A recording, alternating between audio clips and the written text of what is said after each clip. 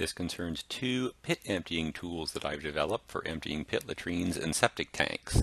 The first is a general purpose device that can be used in thick or thin sludge, deep or shallow pits. It has a rigid, extendable handle. The bucket for this one is made of sheet metal for fitting through a small drop hole, but you can use a larger commercial bucket as well. The sludge dipper is a thin sludge only device. This one you see here has a larger commercial bucket of about 8 liters, but you could also use a smaller sheet metal bucket as well for fitting through smaller drop holes. The sludge dipper in operation is here. There's a weight on the side of the bucket which causes it to tip and sink into the sludge, filling as long as the sludge is thin. You lift it up with a rope, touch the wooden handle with your hands, and then the dump wire to dump. The handle and the dump wire stay above the sludge at all times so your hands stay clean. If the pit is deeper, just use a longer rope and there's never any need to squat or bend. Again, the wooden handle and the dump wire stay clean at all times, always above the sludge. You can use it in thicker sludge too using this technique, although this is not as easy. The technique for using the sludge digger in thin sludge is shown here. The bucket can go through the drop hole either upside down or right side up. You then dip, lift, and then dump into a transport vessel. This shows the device being used in Malawi in a septic tank, which had thin sludge.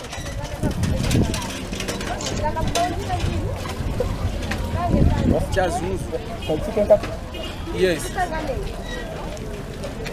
Okay. If the pit is deep, you just add a rope to the top of the handle, such that when it's deep down in the pit, you are working with 2 ropes instead of a rope and a handle, as seen here. When you pull the device out, you then grab the handle and dump normally. Here's the device being used by me in a pit latrine in Nairobi. This had thin sludge and was not very deep. There is some spillage, but the local pit latrine emptiers either in Nairobi or Malawi didn't seem to mind a little bit of spillage.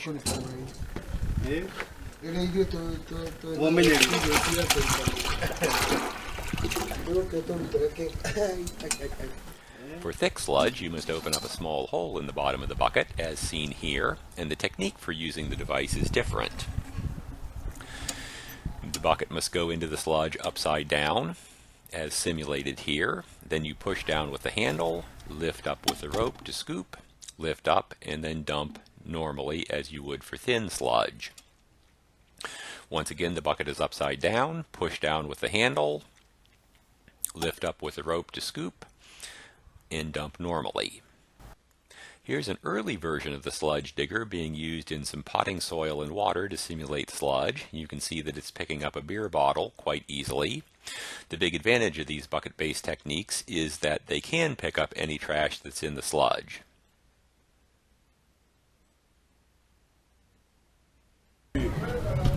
Here's the more recent device being used in a pit latrine in Malawi in some very, very thick sludge, which of course is slower, but it can do the job.